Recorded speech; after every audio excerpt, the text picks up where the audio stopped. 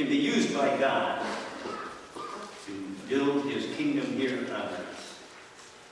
I brought along something that helps me to build. As a builder, a contractor, I have many, many, many tools.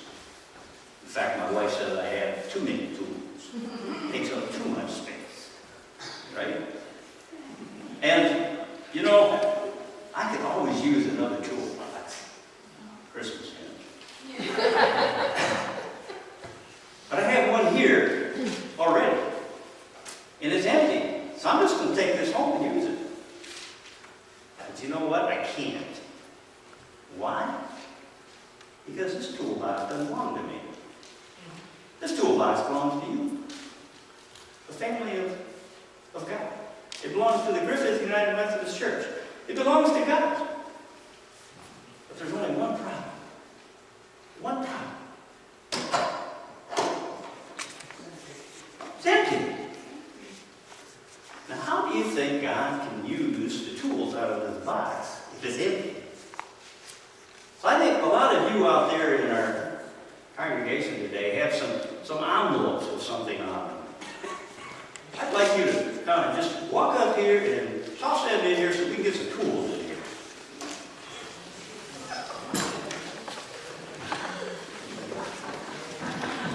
Just drop them in the box. Wow. They're filling up fast. And y'all have it. Y'all have something in your hands. Man. This is amazing how fast that toolbox is going. Absolutely amazing. Everybody has something.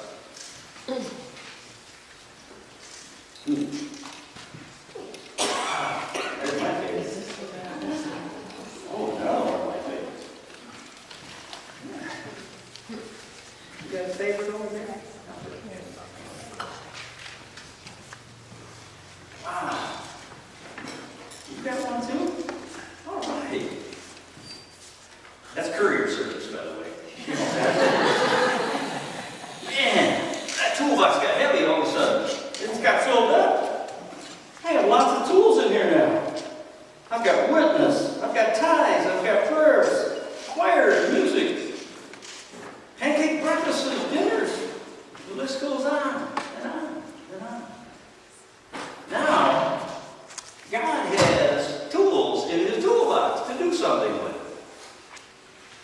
Now, a few weeks ago, I shared a little parable at the campus retreat to illustrate just that point. Let's hear it. Some of you may not have been there. Some of you who were there, just bear with me. There's an old parable that I read years ago of some tools that were having a meeting. Now, Brother Hammer was presiding. But the tools had decided they no longer wanted Brother Hammer to leave. As a matter of fact, they wanted him kicked out of the tool chest. You see, he was rough and always making a lot of noise. Well, Brother Hammer heatedly responded, well, if I have to go, Brother Screw has to go too.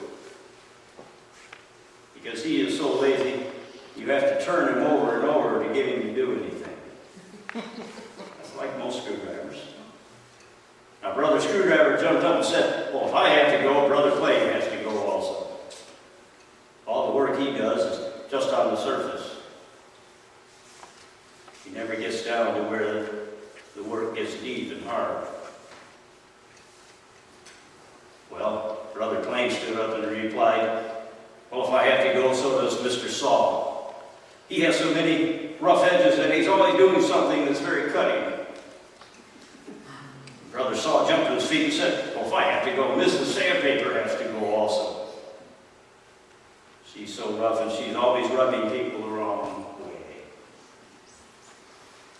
Well, you know, the tools were at each one's throat, bickering and arguing until the carpenter from Nazareth took them all to his workbench. And using each tool, he made a pulpit from which to preach the Word of God. Then the tools discovered that when they were yielded to the hands of the master carpenter, they could be used working together to build something no tool could build alone. When they all got through, Mr. Hammer addressed the tools again, and he said, "It seems to me that when we work together, each doing what we were made to do, the Master can use us, every single one of us." Then all the tools cried out, "Mr. Hammer, you hit the nail on the head." You see, we all need to learn one lesson, since we are a part of the same family and the members of that family. It doesn't matter who gets the credit, as long as the job gets done. God gets the glory. Now, why is it? If you'll notice, I mentioned that in the letter that I sent out regarding our finances and regarding our church, the state of our church. Because that's exactly what the toolbox is. It's this church. You are the tools that the master carpenter will use to continue building his kingdom here on earth. You see, Jesus is the invisible part of the visible Christian. And we are to be the visible part of an invisible Christ. You know, that's bodybuilding at its best. That's living in the family of God. That's what these tools will do.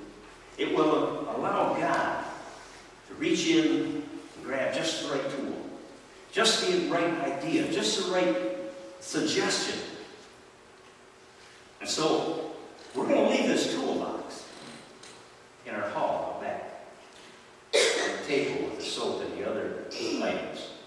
And anytime you have an idea or a method of improving the ministry here at this church, stick it in there. Let's see what God can do with that. How he will build something beautiful to fill his kingdom. We are his tools. He is the master carpenter. That's why we have this toolbox that's full of things that we do every single day, every single week, and every single year.